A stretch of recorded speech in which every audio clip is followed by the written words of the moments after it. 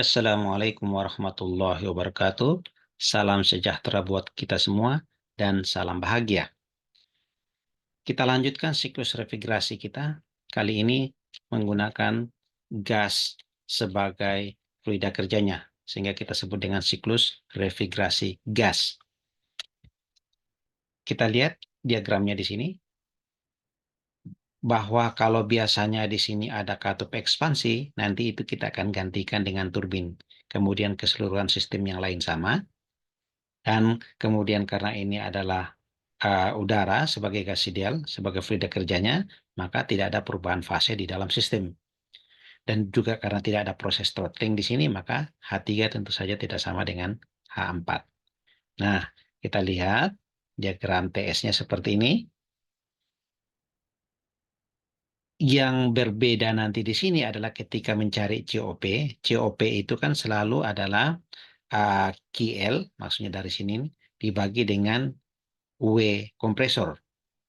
Tapi sebenarnya yang dimaksud W di sini adalah W net, kerja input yang bersih yang dibutuhkan. Kenapa?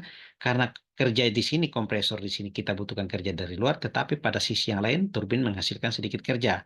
Sehingga nanti COP-nya itu nanti adalah KL dibagi dengan W net. W net itu adalah kerja kompresor dikurang dengan kerja turbin. Kerja turbinnya berapa? Yaitu H3H4, kemudian kerja kompresornya H2-H1. Baik, kita lihat contoh soal.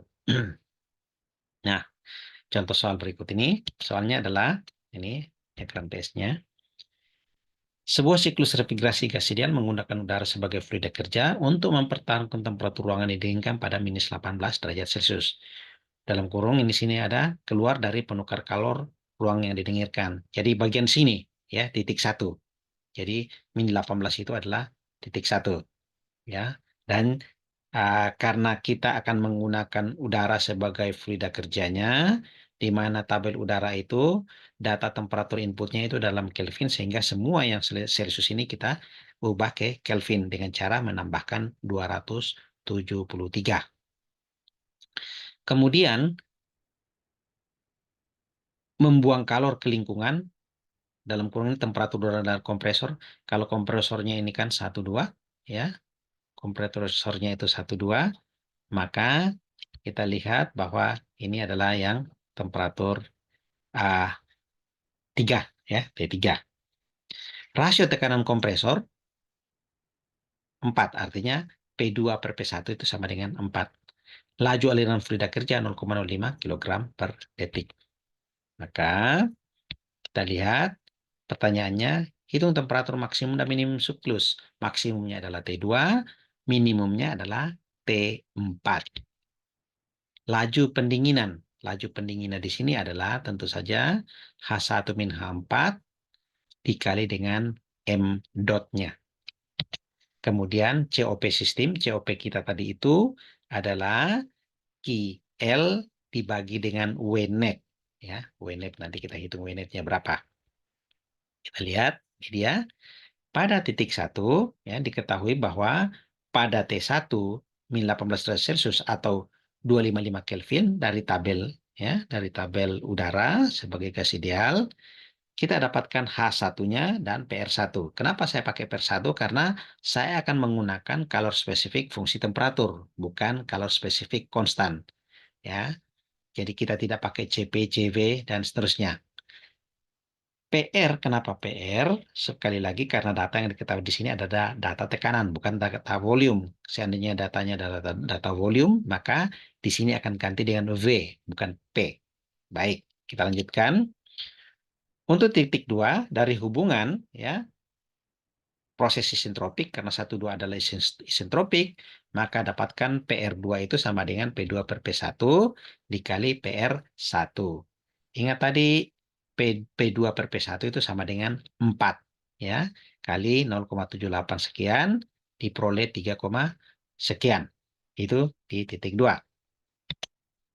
Kemudian berdasarkan PR2 ini kita masuk ke tabel udara sebagai gas ideal, lalu kita interpolasi terhadap ini, di mana 3,1486 ini terletak, yaitu terletak antara 2,89 sampai 3,17. Kalau dalam temperatur antara 370 dan 380 Kelvin kita interpolasi, maka kita dapatkan bahwa nanti H-nya itu sama dengan 379,732 dan temperaturnya itu 378,972 Kelvin.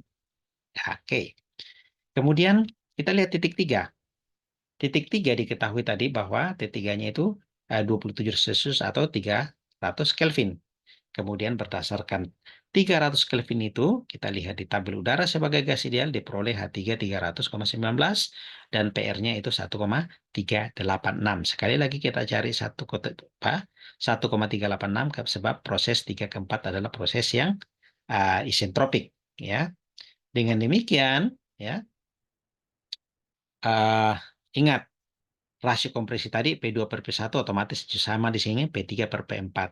Jadi kalau kita masukkan ke sini, titik 4 itu P4 per P3 itu sama dengan 1/4. Karena P3 per P4 sama dengan 4, maka ini kita balik. Ya, P4 per P3 berarti 1/4. Berarti PR3 itu per 4. Ya, itulah nilai PR4. Maka kita dapatkan 0,3465. Nah, sama dengan sebelumnya, berdasarkan PR 0,3465 dari tabel, kemudian kita interpolasi, maka kita dapatkan nilai T4-nya itu ini, dan nilai H4-nya itu seperti ini. Dari hitungan kita sementara ini, kita sudah dapatkan bahwa T-max-nya itu adalah ini, T2, 378,972, sementara T-min-nya itu, yaitu 201,635 Kelvin. Ya, kita lanjutkan. Ya, ini sudah dijelaskan tadi bahwa kita sudah dapatkan Tmax dan Tmin-nya. Kemudian laju pendinginan, ya, laju pendinginan itu M dot tadi kali H1 min H4. M dot-nya tadi kita ketahui sebesar berapa tadi ya? Ya, tinggal masukkan saja M dot-nya itu 0, sekian kilogram per detik, ya. 0,05 kg per detik kali H1 min H4. H1-nya ada, H4-nya ada. Tinggal masukkan, kita dapatkan 2,673 kilowatt. Itu Q dot L-nya. COP-nya, ya. COP-nya ya tentu saja adalah kita menggunakan tadi W net, ya, W net-nya yaitu W turbin, W kompresor dikurang W turbin. Jadi ini kita lihat, nah QL, saya pakai QL kecil yaitu H1 min H4, W kompresornya itu adalah H2 kurang H1, W turbinnya itu adalah H3 min H4. Jadi kalau kita masukkan semua nilai-nilai itu, kita akan peroleh bahwa COP-nya itu sama dengan 2,05. Walaupun ini hanya contoh perhitungan biasa, tapi kalau kita lihat memang COP dari siklus refrigerasi gas itu lebih rendah daripada kalau yang menggunakan refrigeran seperti yang lainnya. Cukup sekian, semoga bermanfaat. Assalamualaikum warahmatullahi wabarakatuh.